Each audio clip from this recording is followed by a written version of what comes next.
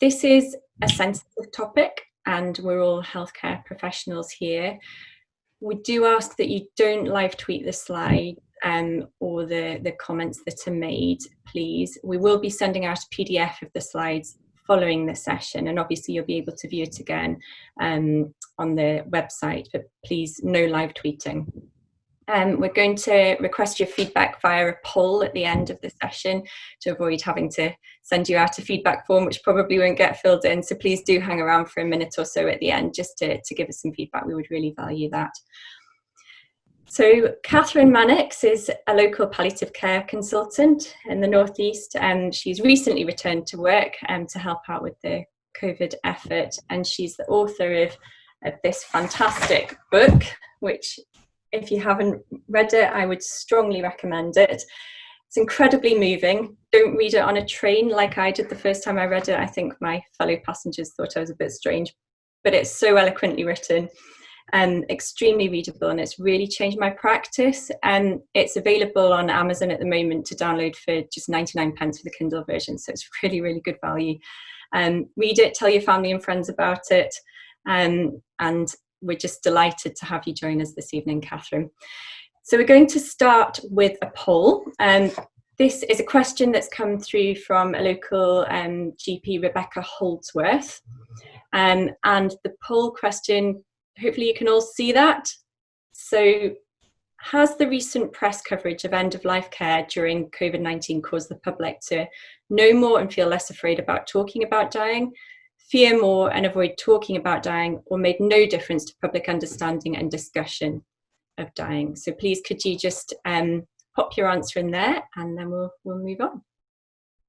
Great, and that's starting to slow down. So I think most people have put their answers in there. So over to you, Catherine. Right, I can't see the poll on my screen. Can other people see the poll on this? Ha. Okay, doesn't look like we're terribly impressed by the media coverage.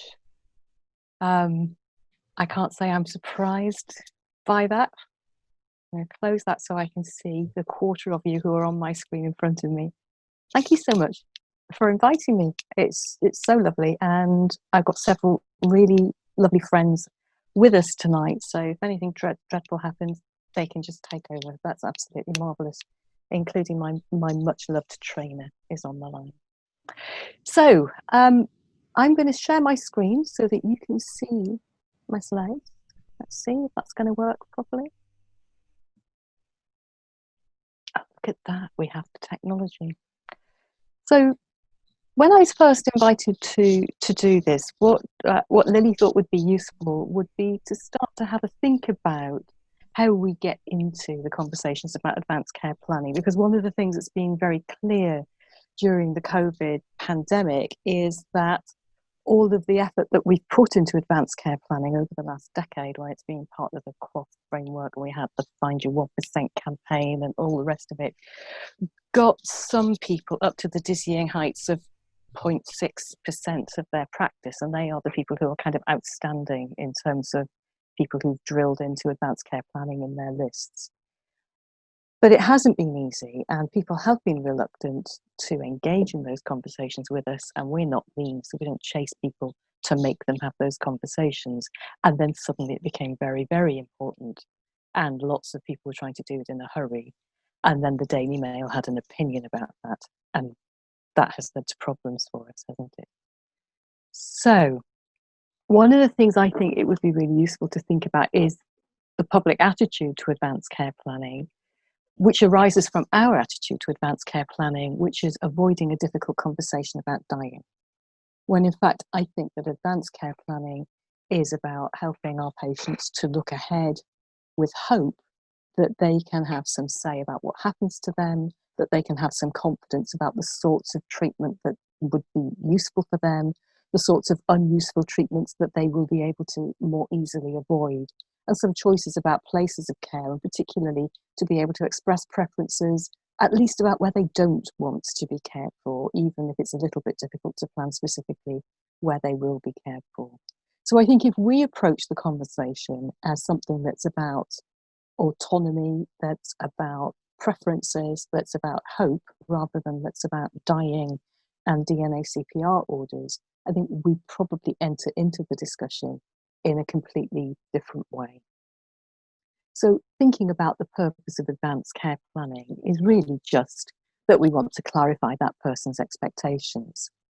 And that allows them to express their preferences because they've been able to have a conversation with us to understand what their healthcare problems mean for them now and in the future, what sorts of emergencies might need to be planned for, and they can express preferences around that. And in doing that, what we're really doing is hoping to form a contract with future healthcare practitioners. So it might be future me or future you, or it might be our future colleagues. It might be the paramedics who attend, or it might be the out of hours general practice service that attends. But because we've managed to help them to have this conversation at the point where they need to consult services in hours or out of hours, their wishes will be known and will be valued. But also, and we all know how important this is, that family and friends also will be on board with that, because otherwise what happens is that the daughter from Canada arrives, and I know you've all met the daughter from Canada, and says, what on earth is going on here? Why are you not doing this? Why are you doing that? Because actually the family needs to be on board as well. And planning ahead might be about end-of-life care and palliative care, but it's not only about that. And it's really important that some of these plans are step up and escalate plans. So, for example, a person who's recently had an arterial graft at the regional centre, where the graft stops pulsating and the periphery becomes pale, then they need some kind of emergency healthcare plan that says when that happens, don't spend 45 minutes in the 111 triage system. Don't go to the local district general hospital. You need to be in the vascular centre within 25 minutes. That's what needs to happen. So it's really important that advanced care planning is about the sorts of things that might happen in the future medically, but also they're about the preferences and wishes that the person has so that their values can be respected. And sometimes it's about a stepping back and evaluate plan. This kind of thing might happen, and if it happens at the time, depending on other things that are happening, it might be possible to do this, or it might be preferable to do that. And sometimes it's about stepping up into palliation. And I love the idea that palliation is stepping up, because palliation is never less care, is it? Even if it might be less treatment and it might be less intervention, it's always more care. So thinking about how we start those conversations, very often I know that they start because there's been a crisis that's taken a person into hospital. And as part of the welcome home from hospital chat, we want to talk about how was that for you? And if that same problem arises with your chronic healthcare condition again in the future, was that okay? Was it all right in the hospital? Is that what we're going to do again next time? And sometimes that is fine. And sometimes it's, I never want to go in that hospital again, doctor. In which case we need a different plan, don't we? So we're going to talk about you now. We're going to talk about your current care and your medications. It might be a medicines review. It might be a routine long-term conditions review. But at the end of this, I'd like us to take some time together to talk about how you'd like your care to look in the future. And so we're signposting, that's what we're going to talk about. And then almost always the most useful thing to do next is to ask them what they think. And I'm a great advocate in using more questions than statements when we're talking about these kind of tender and difficult conversations. So my first question would be, what is it that you think might be lying ahead for you? Or do you have any concerns about what might happen to your health in the future? And then a really useful way into that is to ask people about what's their best hope and what's their worst dread about what might happen, because that enables us to understand what's important to them. It helps us to understand what's playing out in their mind. Their worst dread might be because they saw somebody with my condition have a crisis on EastEnders, or it might be because they've got friends in the clinic who've had the crisis that they dread having. So it could be better informed or less well informed, or it could be that they've got a condition that has run in their family and they know exactly what to expect. and therefore they are already experts in their condition. So let's listen to their concerns. And then what we're doing as a pair of experts, you as their medical advisor and them as the person who's an absolute expert in their life as they like to live it, is what can we do to make sure that things turn out very much more like their best hope, and at least to avoid things turning out like their worst dread. So now we've got a platform for moving into a conversation about some of the things that might become difficult. So then it's interesting to work out what's the person's priorities, what's their goal these days. And it's interesting how people are different. So some people want to live for as long as possible. That's the goal. And they are willing to accept a lot of symptom burden as the price of living as long as possible. And that's their value, and they are absolutely entitled to express that view and to hope that we'll work alongside them to achieve that. So what are the milestones that they hope to achieve, and how realistic are they? So I was talking to a lady who wanted to live until her granddaughter's wedding, and her granddaughter's wedding was planned for 18 months' time, and it was unlikely that this lady would be alive in 18 months' time. So it would be lovely if you could survive and be at that wedding. Wouldn't that be fantastic? What if you're not well enough to get to the wedding? What if you're not so well by then? Or what even if you're not still alive by then? What's the backup plan? And so this lady was able to look at wedding dress catalogues and help to think about the flowers and plan the colours for the flowers for the wedding that she wasn't going to be alive to attend. But she had the joy of helping with the planning, so she was able to achieve partly the milestone she set for herself. And then to think about whether this person can envisage a time or circumstances in which that goal to live as long as possible might change. And lots of things can change the goal. I need to live until my wife has died, one patient told me. Once my wife dies, it's safe for me to die too. And I'm sure you've all met people like that. And then where would they set the balance between living for as long as possible and what the quality of life is that they're currently enjoying? Would there come a time when they might change that balance? And alternatively, there are some people who are very clear from the get-go that what they're about is living as comfortably as possible. And they would do that at any price. If I had to die sooner in order to stay comfortable, that's what I prefer to do.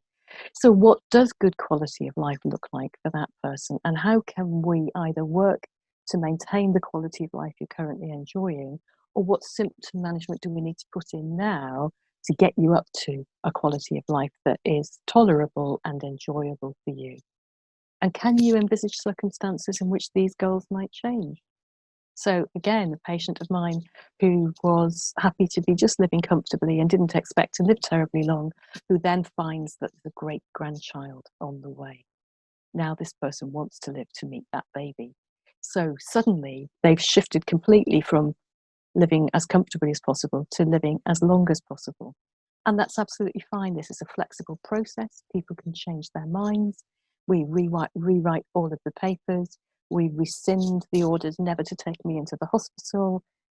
Lots of things change in order to allow this lady to meet this great grandchild, at which point she defaults back to living as comfortably as possible because she's achieved her dream. And again, where would you set the balance between how comfortable you're feeling and the length of life that you might expect to live?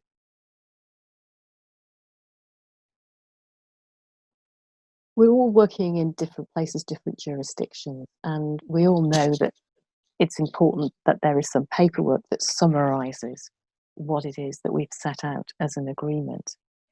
I would make an absolute plea as somebody who's worked in hospital palliative care about filling the forms in completely. When you are discussing with a family in the emergency department that their father has a DNA CPR order and an outraged son or daughter says, well, who the hell decided that? I didn't know about it. Who was that discussed with? In the Northeast paperwork, I can pick up the form and I can say, this was discussed with this person who's got the same name as you, so I think that's probably your brother, is it? On this date by this doctor. And if your brother didn't tell you about that, I'm really sorry, but actually your father was aware that there was a DNA CPR order and his son was aware of it as well. So please help us out by filling them in fully. And there are spaces likewise on respect forms so that you are actually making a record that helps your colleague when they need to enact this paperwork.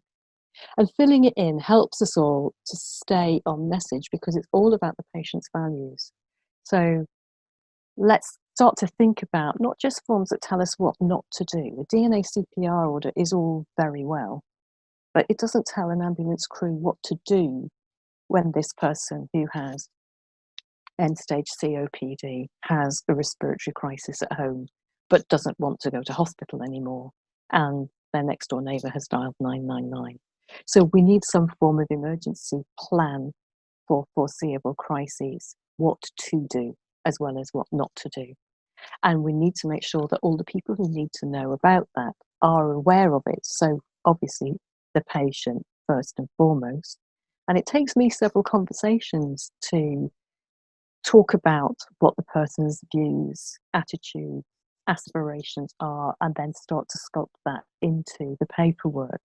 And I take it back and I print them out on paper and take them penciled in so I can actually rub them out and rewrite them with the patient before there's a final PDF typed version for them. So the patient, and then all the people who are their first line supporters. That's very variable, isn't it, in our patient population? It might be their family. Their family might be the last people they want to discuss it with, but they may have very close friends. It might be the staff in their residential care home. It might be the social care staff who are visiting them and supporting them at home. Whatever it is, we need this to bridge health and social care services and family. Oh, so the slide is the daughter in Australia rather than the daughter from Canada, but she's just as bad as the daughter from Canada, I have to tell you. She's just as difficult, who arrives and didn't know about any of this and on whose authority has all that happened. So it's really quite a good idea for somebody to persuade the patient to talk to the daughter in Australia before she has to make her mind known. And then all the usual medical advisors. And part of the difficulty for this, of course, is that in primary care, we understand what the services are that are available and can be brought to bear in a crisis at home for a person who doesn't want to go to hospital. So primary care people have to write the what to do form. But it's very often secondary and tertiary care that's monitoring the progress of the illness with scans and blood tests and all sorts of other fancy gizmos. But they don't write clinic letters that say, actually, this latest test tells me this person is now very flaky and it's time to start putting those plans in place.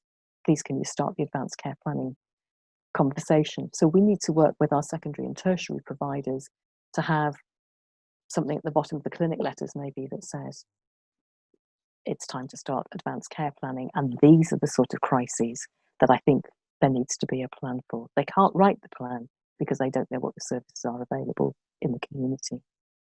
And it also needs to be able to cover our out of hours colleagues, including call handlers, out of hours GPs, people who come dashing when your falls alarm goes off, whatever it is.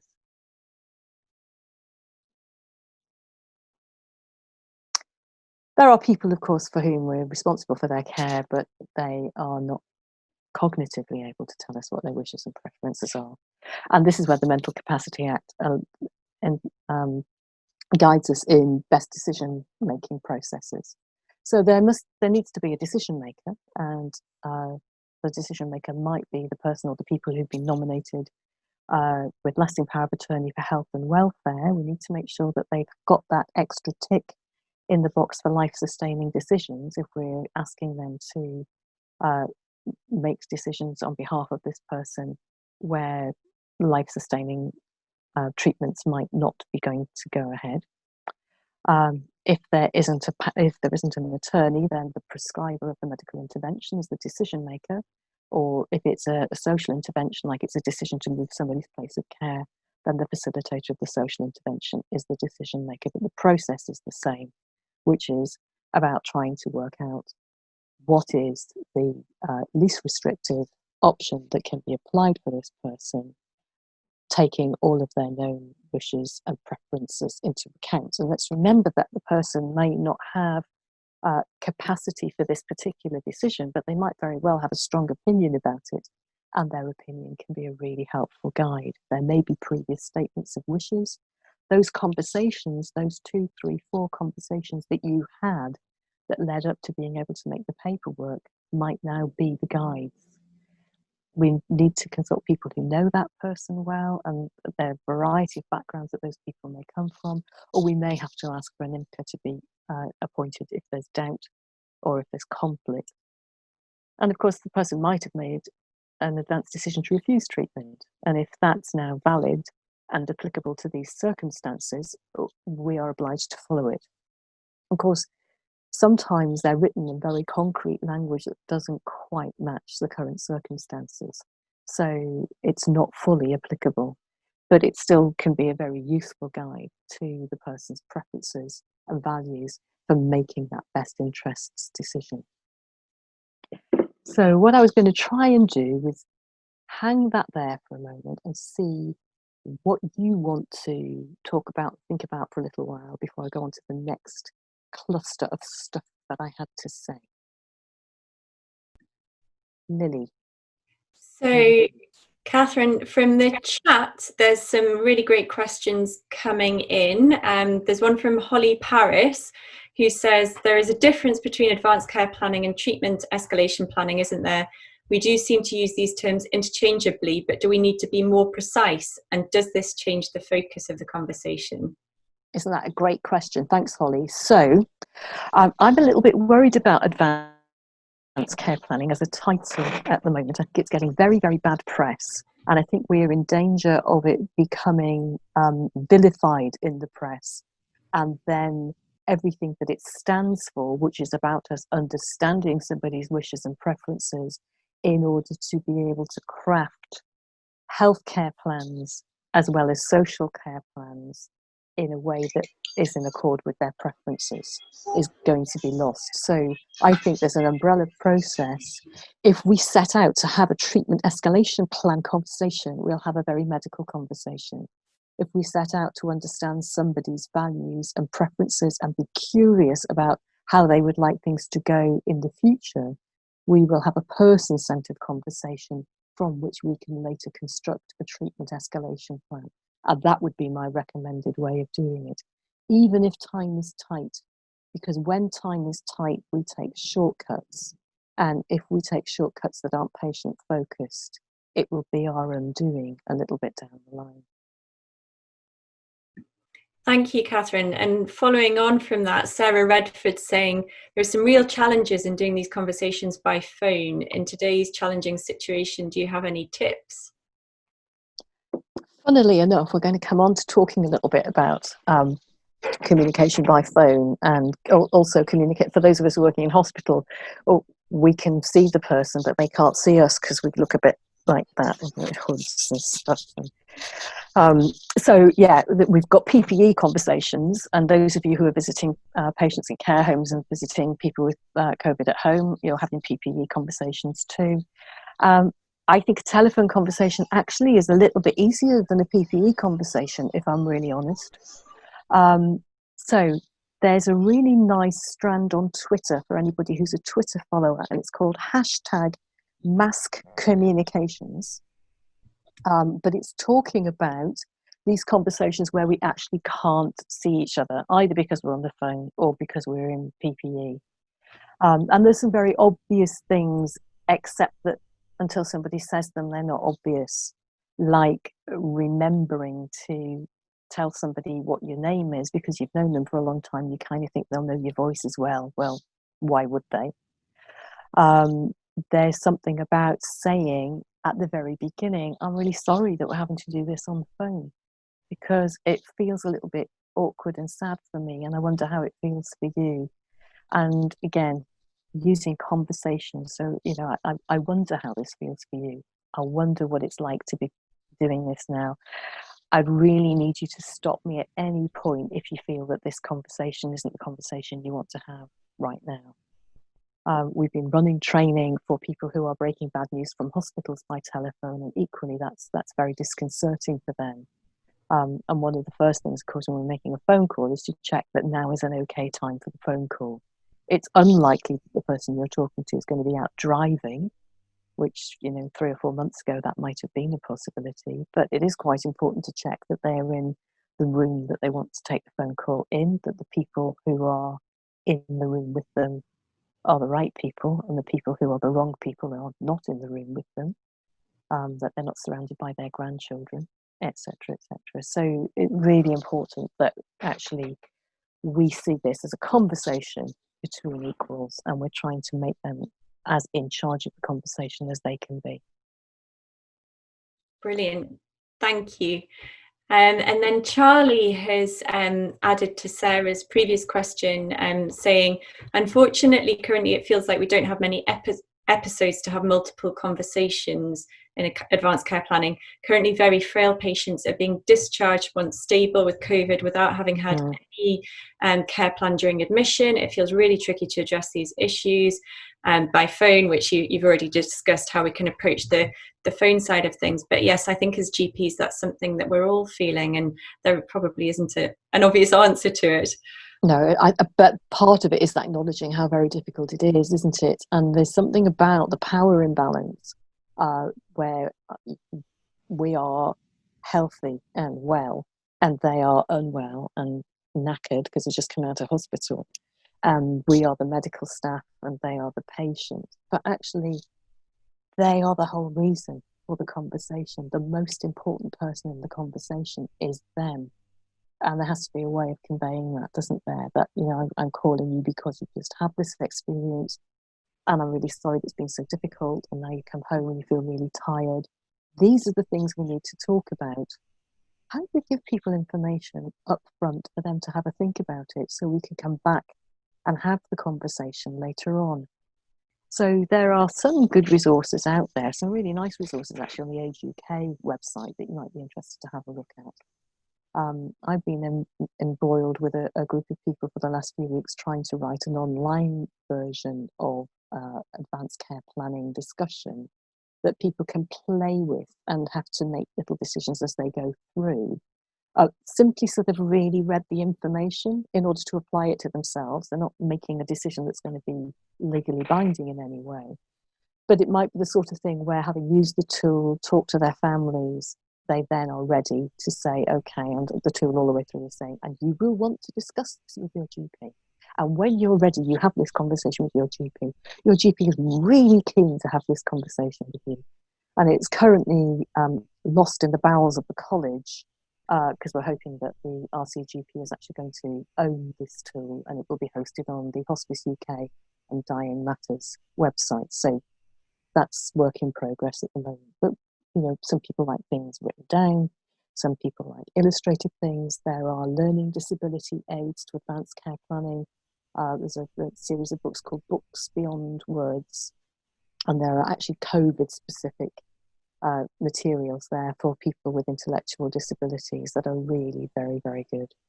So yeah, we've got to meet people where they are, haven't we, to give them the information they need to reflect on.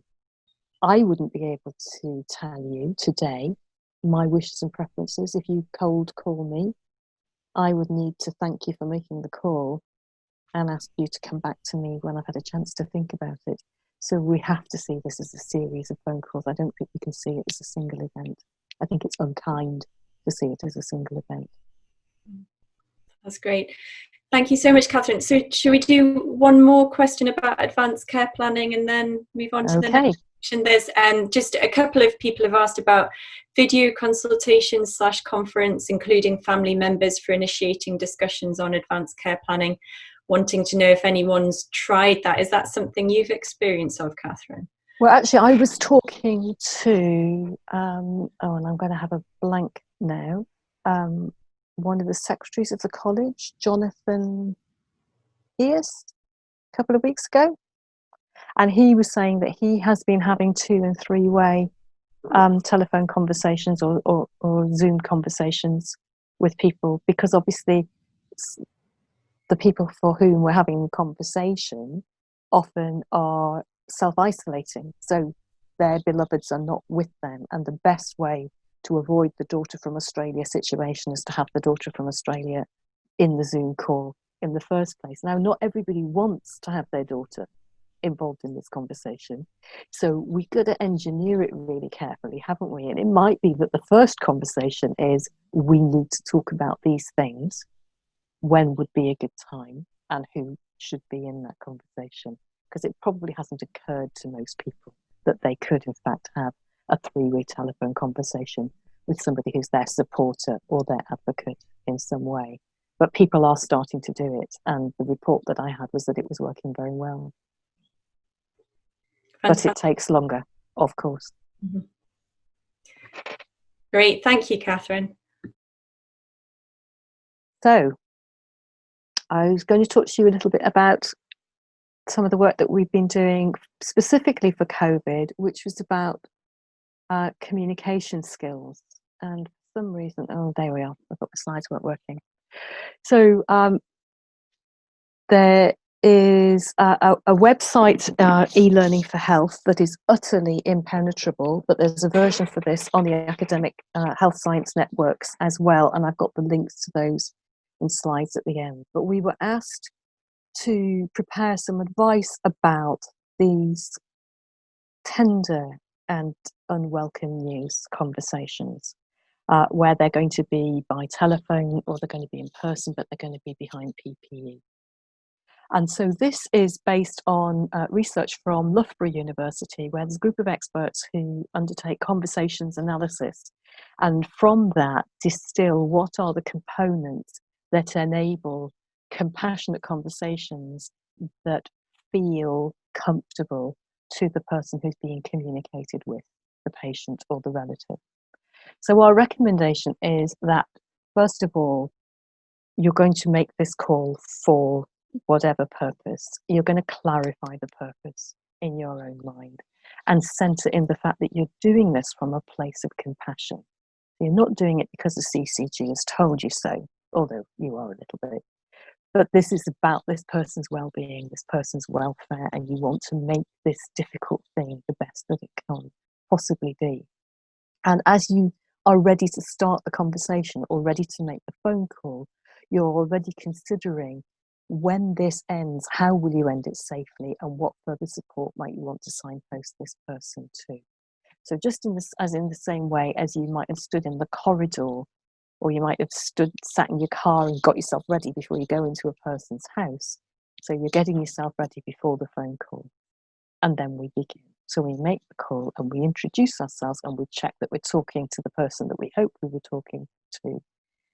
And we say that we're making a call. So for if you're breaking bad news, then you're breaking bad news on behalf of the team that you work with, the primary care team. It's not just you on your own. Sometimes using the word we can be helpful for them because they realise it's not just I, the doctor, think this, but we, the team, are wondering about this.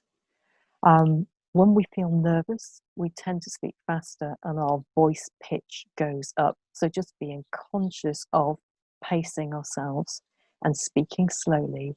And if you've ever watched a skilled colleague going into a domestic situation that was fraught, and I love watching community nurses do this, they are so fantastic.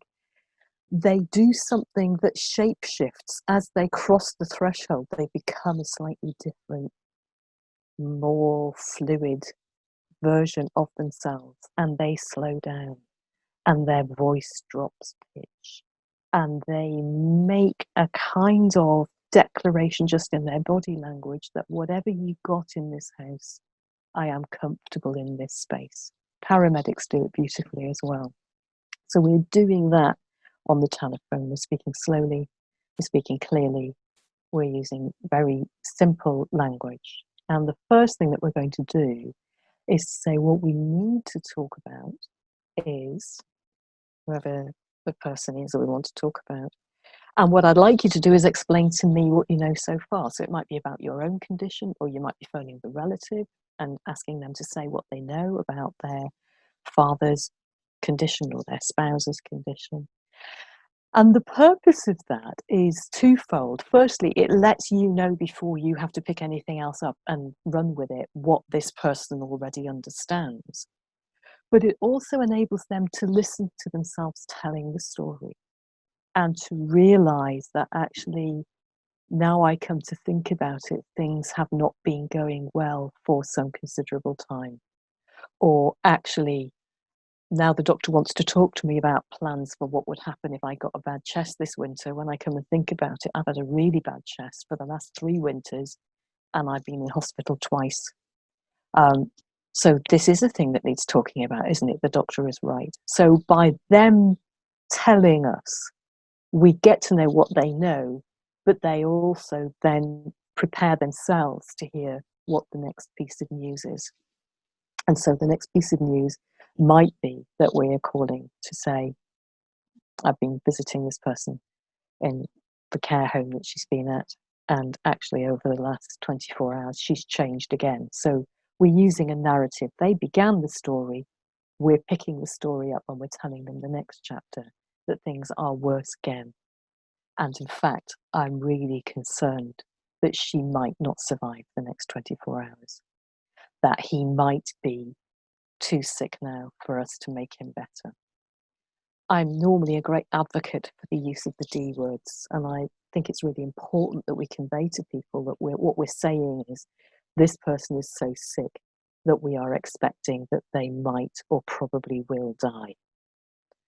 But actually, if you're trying to do that during a pandemic where you have to have that conversation repeatedly on a daily, or for our hospital colleagues, several times a day basis, that's a recipe for burnout. So as long as we're using non-ambiguous language and we're not using euphemisms, as long as we're making ourselves clear, use language that feels comfortable enough. I'm very comfortable with D words, but a lot of you may not be, and you may prefer to say, we're so sorry that we can't save his life, and we think that maybe his life will come to an end over the next few hours or over the next couple of days. It's completely not ambiguous, but you haven't had to say died. How are we going to finish the conversation? Well, the first thing we're going to do is we're just going to be quiet.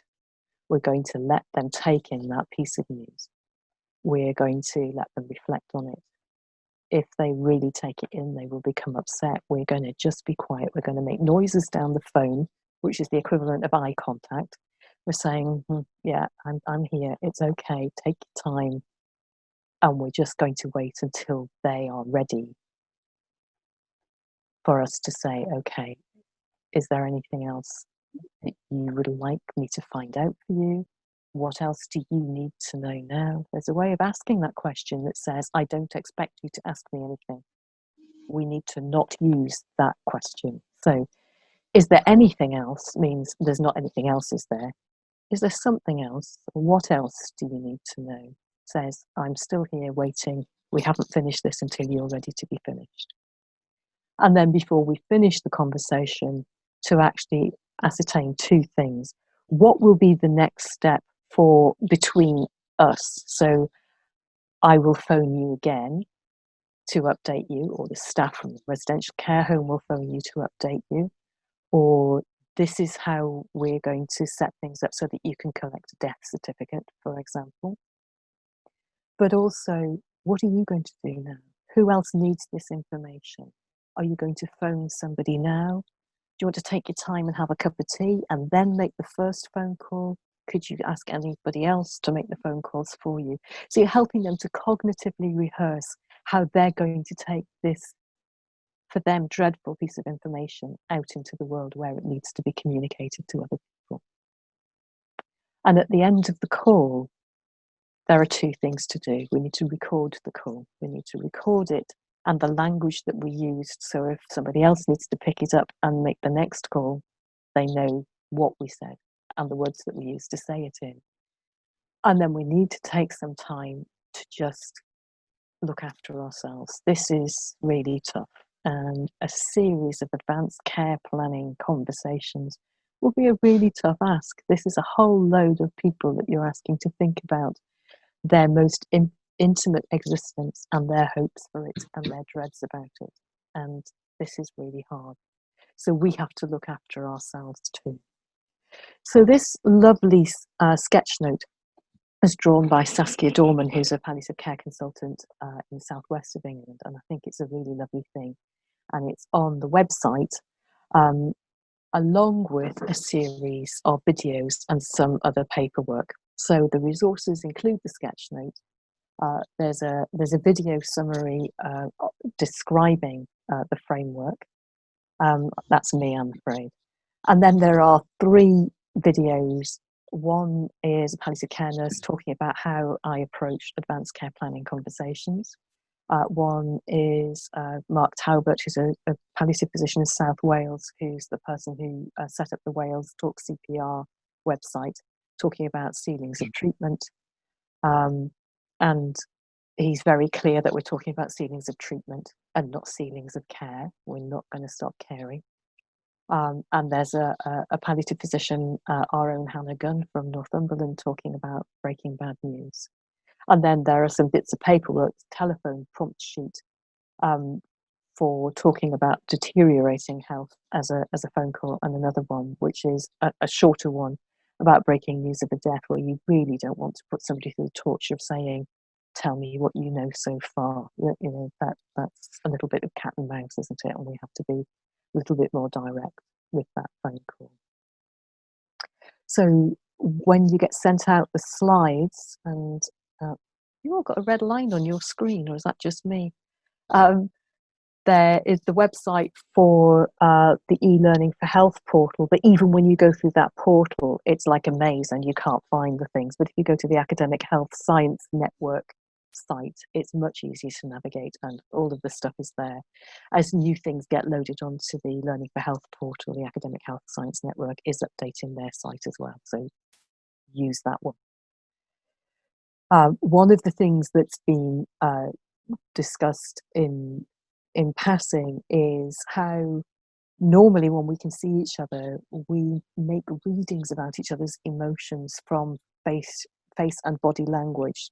And in fact, one of the things that modulates how we're speaking is our facial expression.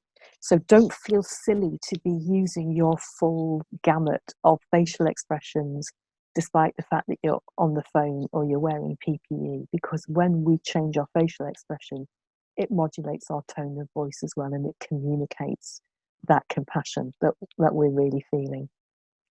So that's the second of my 3 lots of slides, and your turn for some thinking and sharing of wisdom. Thank you, Catherine. So Sarah Redford is saying, do you think there are any differences in strategies that we should consider when we're talking to people who are frail rather than classically palliative, and the likely trajectory of an inevitable deterioration is unclear and harder to predict? It is a really difficult situation, isn't it? And actually, a palliative phase long-term condition is much easier to actually make some plans around, and often is associated with a better quality of life than some of our most frail people who are living very low quality life, and it just kind of grumbles along between crises. So I think that, yeah, you're absolutely right, Sarah, that we've got to kind of modulate the conversation according to what it is that we're discussing. And where there are clear crises, we can make plans for those. But where it's just about being a little bit less able and a little bit less able over months and years, I think that's much more difficult.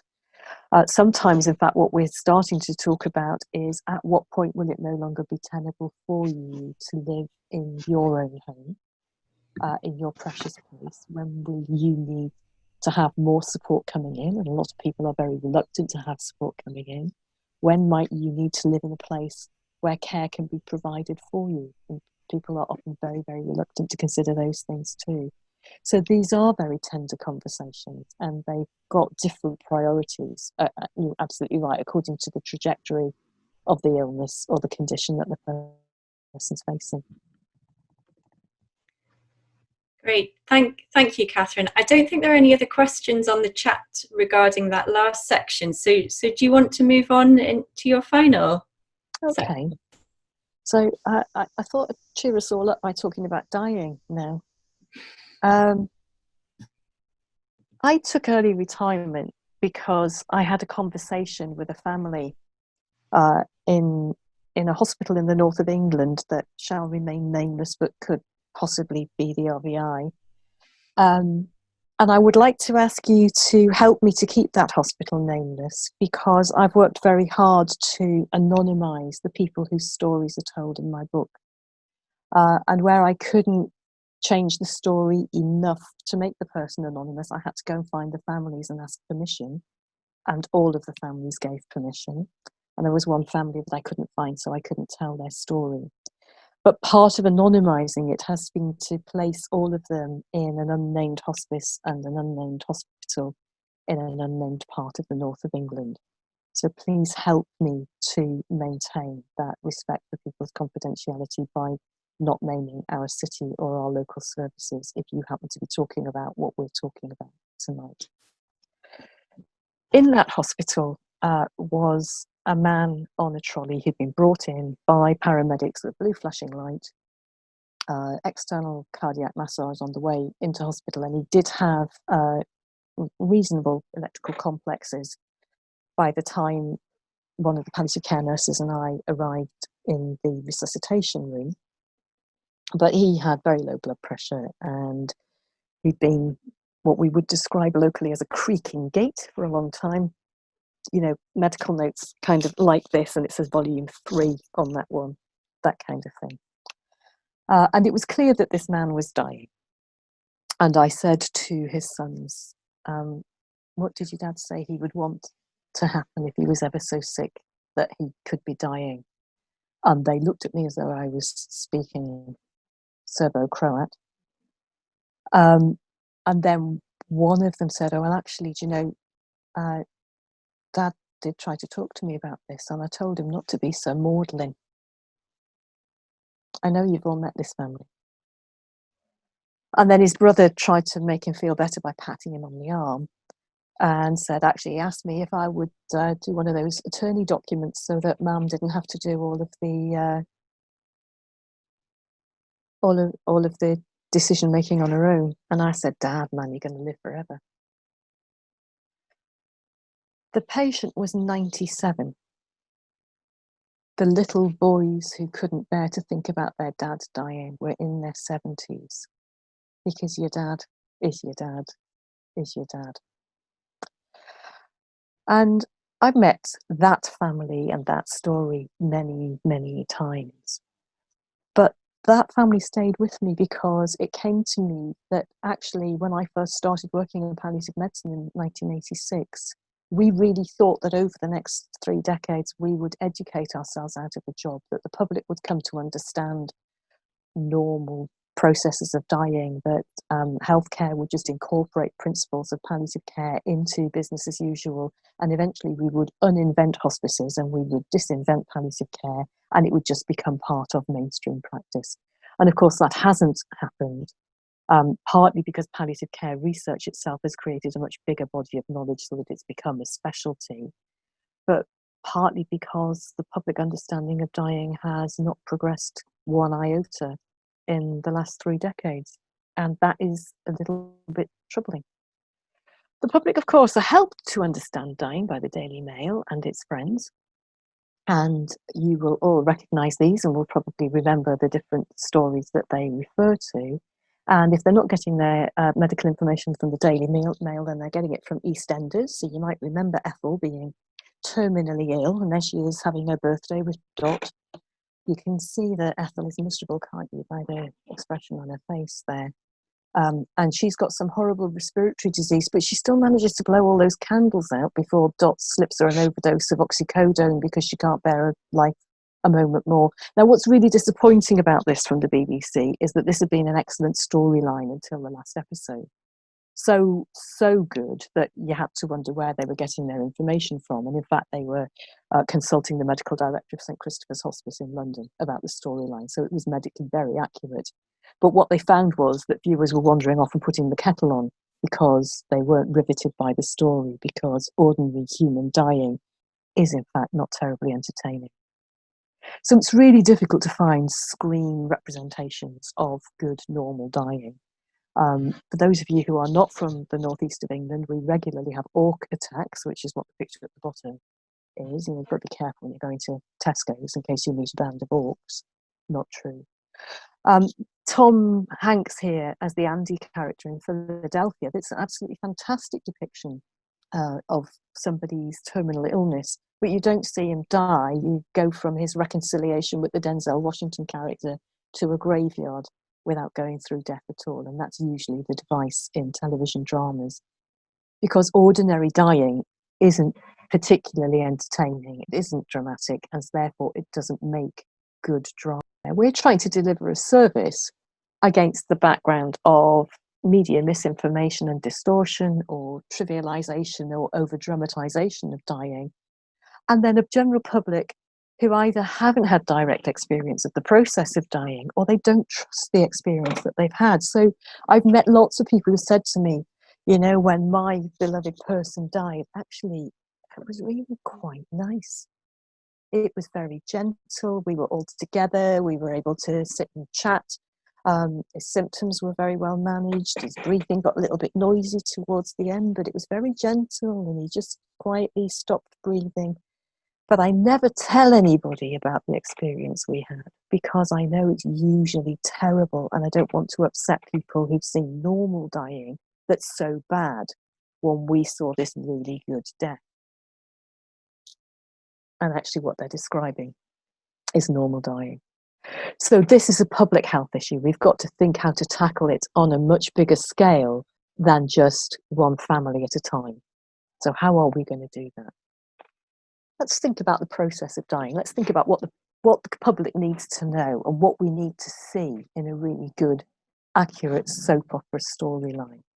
So people who are dying of terminal illnesses generally become less well, and there will be a final common pathway where, alongside whatever the symptoms are of the particular condition they've got, they will have changing energy levels, and they will be tired, and they will need more sleep.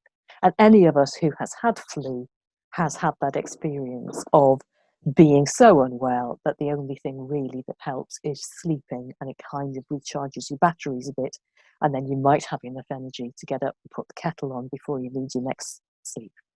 So physiologically, we use sleep as an energy recharge mechanism. As that moves towards dying, it dips deeper than sleep, and it becomes periods of being unrousable, periods of being actually unconscious, varying with periods of being awake. And during that twilight state between unconsciousness and awake, sometimes people are cognitively disturbed, they're a little bit restless, there might be episodes of delirium, but eventually there's onset of permanent unconsciousness. And as the brain switches off, eventually only the brainstem is left working, and the respiratory center sets up that periodic breathing reflex that we've all seen. So there's a movement between fast and slow respiration, and then back again, deep and shallow respiration, and then back again. And because people are unconscious of their respiratory tract, they don't always fully relax their vocal cords, so there may be expiratory sighing or expiratory noises that sound as though the person is groaning. If the family doesn't know otherwise, they might think the person is uncomfortable.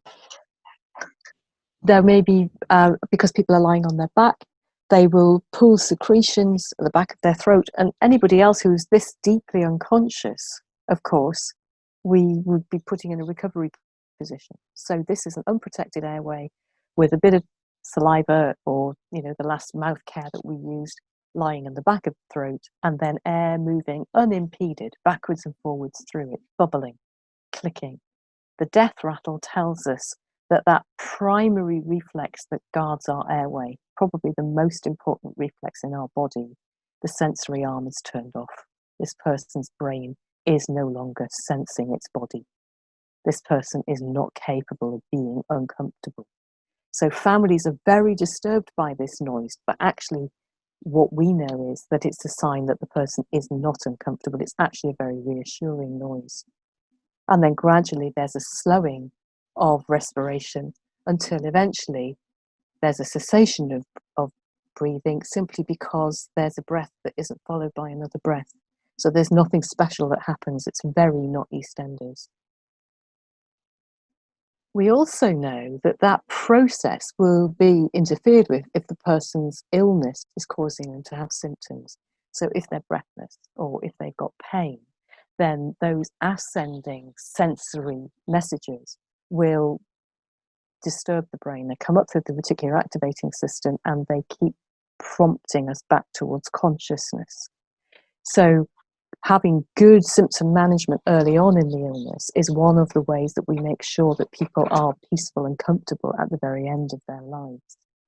And so one of the things in advanced care planning is thinking about what might be the symptoms that this person with this condition might need to have help with as their illness progresses. And it will depend on the illness. There's a few illustrations there on the slide.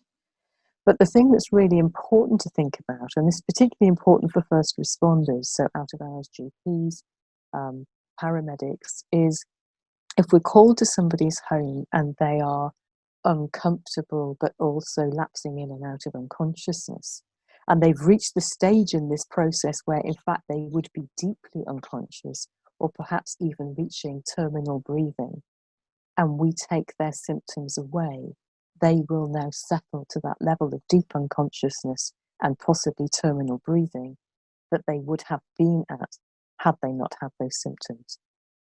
So it's really important that we warn the person, if they're awake enough, and the family or their beloveds who are around them, that when I give this treatment that will stop their breathlessness, or when I give this treatment that will reduce their pain, they are likely then to settle into being very deeply unconscious. And if there are things to say, now is the time to say them. In hospital, I give the same advice to people who might be sending somebody off to have a scan and may need to be sedated to lie still in the scanner, to be sure that you give this person and their family an opportunity to say things to each other before you give any sedative, in case this is the last time that the person is awake.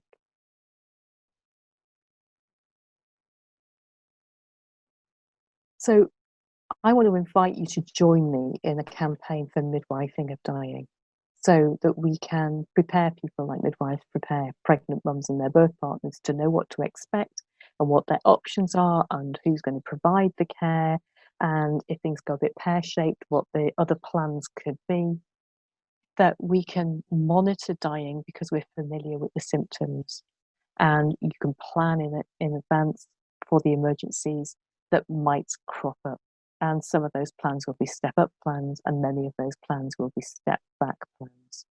So that what we're offering may be less treatment, but is always caring, is always more care, and it's always about what the person wants.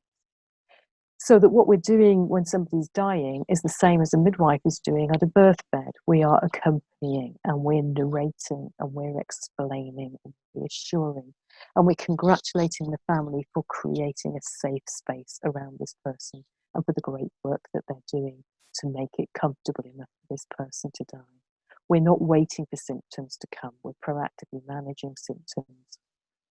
And what we're doing is we're narrating the dying.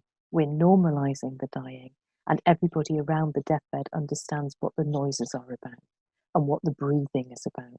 And they don't go away traumatized by thinking that that bubbling noise was their beloved drowning, or that those expiratory noises were about somebody groaning or trying to speak. And what we're doing is helping people to begin the stories that they're going to tell each other in their bereavement, to tell the story of the dying, because that's how we grieve. We set up the story. And so during COVID, one of the things we need to be able to do is find ways of families knowing what the sequence of events is around that deathbed if they are not allowed to visit. We need to be able to say when the person was last awake, what the last meal was that they took, what the last thing they talked about might have been.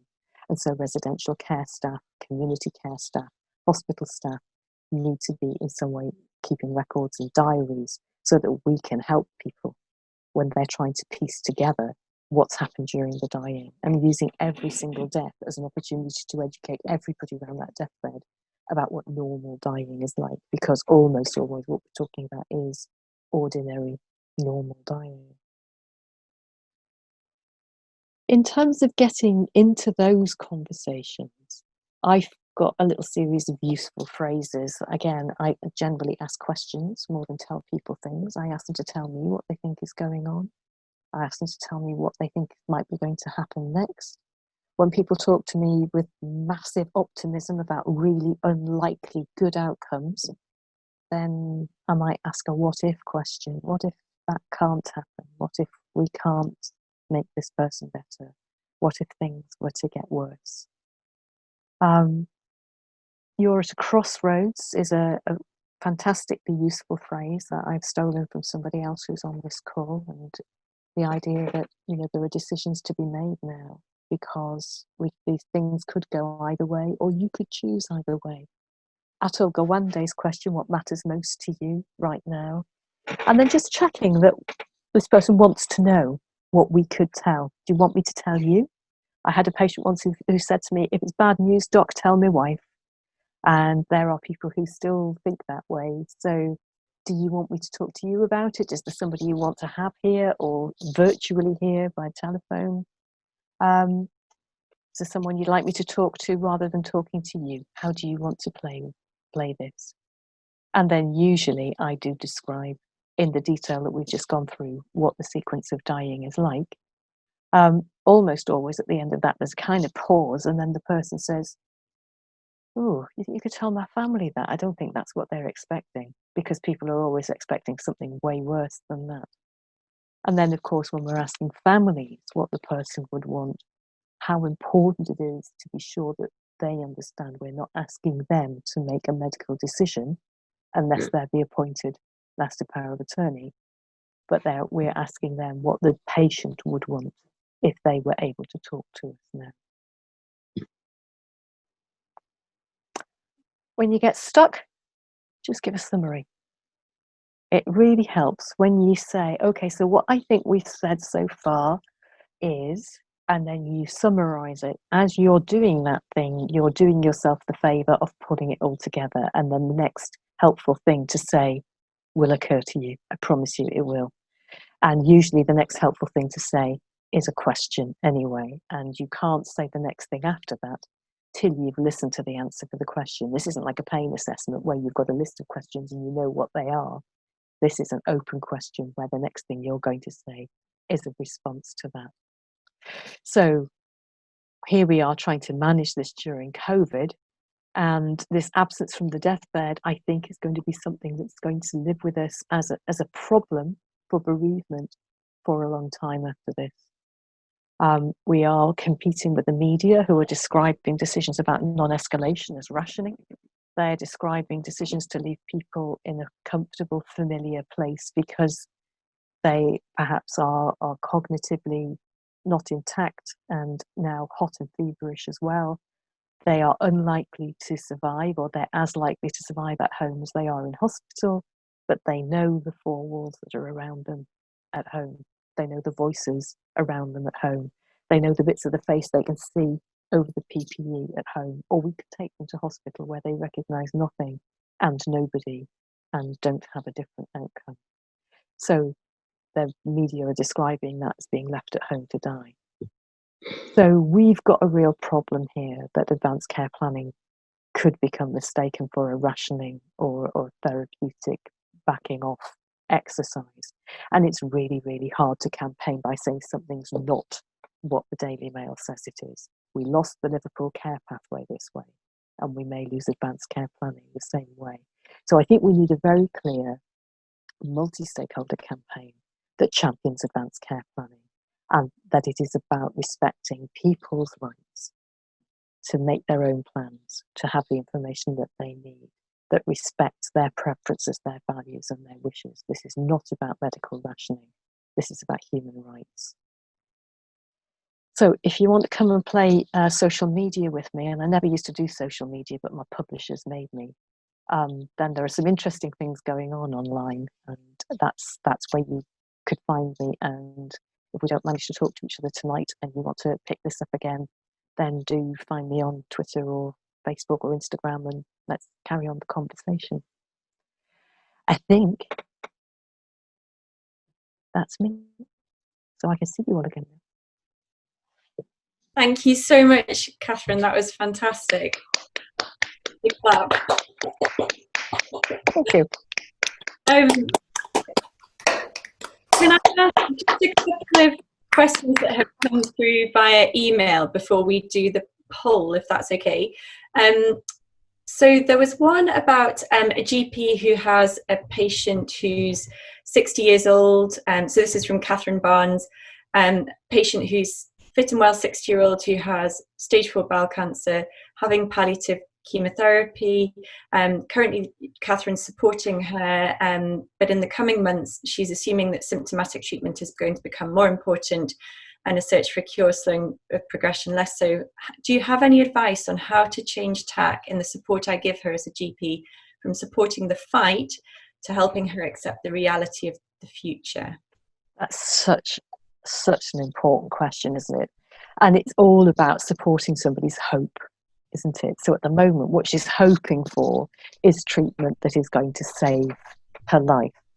And of course, as time goes by and that becomes a more faint hope, you will be talking to future her rather than today her. So she will also perhaps have glimmers that things are not going so well. She will also have messages from her oncology team that things are perhaps not going so well. And I think that one of the things that can be really helpful is to have the best hope, worst dread conversation. It really helps to tease out whether she still has a best hope that she's going to be cured. And if she does, what she thinks the chances of that are. And even what's her second best hope as well. But it's really important to know what the worst dread is, because the worst dread might simply be that I don't get better, but it might be that horrible things happen to me as a consequence of the illness continuing. So I don't think there's a kind of standard conversation for patients in general to have this conversation. It's a really, really individual conversation where the more questions we ask, the more curious we are about how it is to be that person and what's happening for them, will give us the cues that we need in their answers to be able to help to develop the conversation. And unless she's going to choose to accept by denial, to cope by denial, which of course some people do, then she probably will gently tiptoe towards what if, and eventually you'll be able to have that conversation. But you might not be able to have it the first time or the first 2 or 3 times. It's a very, very tender conversation. Good luck. Thank you. That's really helpful. And then a question from Pete Nightingale, who's a GP in Lancaster, who says, I'm interested in the possible bereavement consequences of being separated from our beloveds, which he says, he knows you like that term, when they die of or with COVID-19. Are there any top tips or suggestions for helping to improve the quality of the bereavement follow-up often offered by GPs during this pandemic? What a great question. Thanks, Pete. And yeah, God, it's going to be so hard, isn't it? So I think that one of the things is about us now laying the groundwork for making sure that people have got bits of those last days jigsaws, so that we're asking care homes, we're asking people caring at home, we're asking people in hospital to provide extra chunks of information. One of the things that hospitals are trying to do is have a small group of people who are the regular phone callers to the family, so that it's a group of perhaps 2 or 3 people who will phone our family every day for the update. So then when they're coming to us in their bereavement, we perhaps are helping them to assemble a vision of what happened at the very end of that life. And do they need more information about that? Because the longer the time goes on, the harder it will be for the people who looked after that person to remember the details. And the details are going to be very important. I think it's going to be hard. I think it's going to be more hard because everybody's loss is a little bit like everybody else's loss, in that it's about COVID or during COVID. And yet nobody's loss is like anybody else's loss, because nobody can understand the depth of the loss of an individual person for the person they're grieving. So I think we're going to just have to manage it as we would manage all bereavements. that they're all different. But the difficulty that you are going to have as a workforce is you're going to have huge numbers of people grieving across each practice at any one time, and that's going to be incredibly tough. So maybe the question we need to be asking is not how you deal with grieving people. You've already got all of the skills and experience to do that. It's what are you going to do to look after yourselves during the period that this is going on? That's such an important point. Thank you.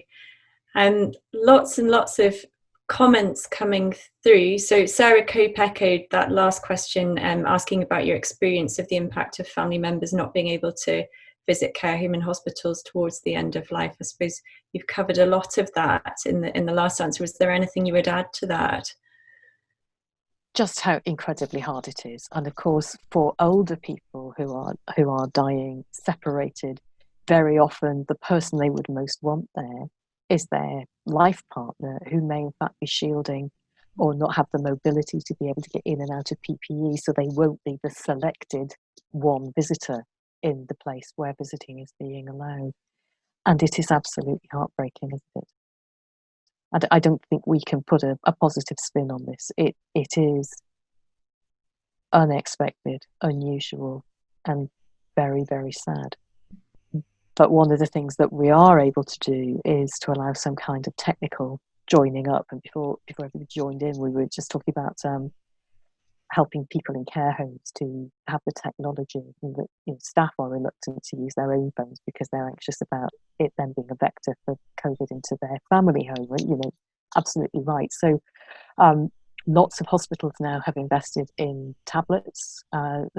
There are some philanthropic organisations that are donating tablets. Maybe we need to be thinking about how we get some of those into social care settings as well, so that we can enable, the tech-savvy visitor can help the person who's probably not well enough to be managing a smartphone anyway, to talk to whoever is the person who is their beloved. And Pete is right, that is my favourite expression, because very often we use the word family, and then you meet somebody for whom family is not beloved at all. So let's not make assumptions about people's relationship, but let's help them as much as we can to be able to speak to each other, to be able to see each other, to be able to say goodbye to each other. It will be incredibly poignant. It will be heartbreaking for the staff who are involved in that, as well as the family members who are involved in it. But not doing it might be worse. Absolutely. And Charlotte Gooding comments on that, saying, I think one of the hardest things for me as a GP has been not being able to be with relatives to offer comfort in their bereavement, especially when I know they are alone. The hand on the arm or the hug, the real human presence and the connection we feel from that. Yeah, absolutely right. And it goes against all of our human instincts of compassion, doesn't it? Really, really tough. Really tough. Okay. Do you mind if I ask one more question? I'm aware we've gone over a bit, but is one more all right? One more is fine for me. Perfect. So from Rachel Taylor, a question: any suggestions on managing strong denial plus or minus strong family denial, which often leads to a crisis? Strong denial is great. Strong denial stops you feeling any distress at all, because it's not happening. It's not happening to you. Somebody else's X-ray. It's all a terrible mistake. I'm fine. And I don't think we have a right to interfere with it, as long as it's working. The difficulty is, of course, that sometimes reality starts to bite, and it's too hard to manage the denial. And it's also too close to dying to do the processing that allows you to get to a different sort of safe place. So it is terribly difficult, but actually it's probably not the right thing to confront it. There is a really useful question though, which is, does it ever enter your head, even for a tiny fraction of a moment, that things might be a bit worse than that? If they say no to that, there is nowhere to go. That is rock solid denial. There's absolutely nowhere to go. If they hesitate, if they just wonder whether possibly you can stick your toe in that door, or you can just say, I can see that you're thinking about something else there as well, another possibility. And maybe you don't want to talk about that right now, but I'm ready to hear about it when you're ready to talk about it. So we don't have to kind of stick the boot in straight away.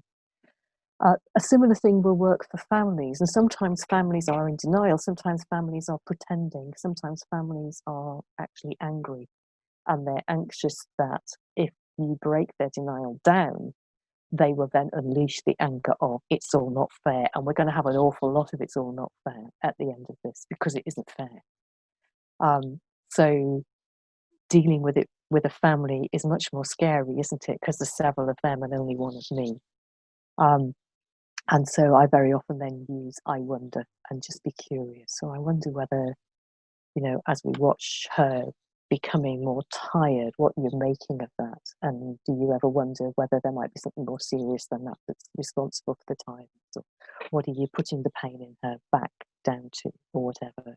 So you're using Socratic questions to start to get them to think about what else might be going on. They will not hear us tell. Statements are not a useful tool here. The tool is questions, and it can take a long time.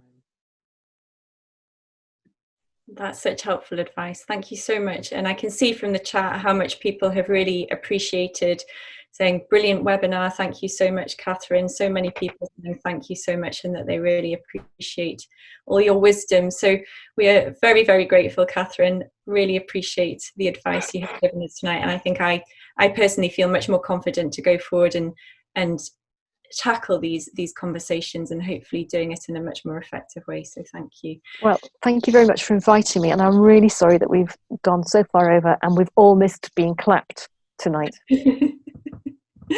I can assure you, you were all clapped.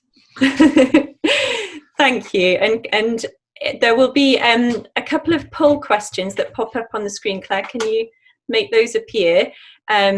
If you wouldn't mind just completing those. So if we leave each one up for 30 seconds, and then we can collate your feedback. So it's really interesting to see that most of you are saying this session's made you think more. Oh, sorry, someone's gone off mute. This session's made you think more about deaths that you'll deal with in the future and how you might handle them. Okay, and then the next question, Claire, if that's okay. So that's really great to see. So overwhelmingly found this webinar helpful, and you think your clinical practice will be changed by attending this webinar, which is fantastic to see. Some suggestions there for other topics. So we'll do our best to run some webinars, perhaps on clinical topics. Good to see that you'd like more of those in the future. And Zoom is clearly a useful educational tool, which is a relief. We're kind of a bit reliant on it at the moment. So thank you so much for all taking the times out of your evening to join us tonight. And thank you to Catherine. Thank you very much.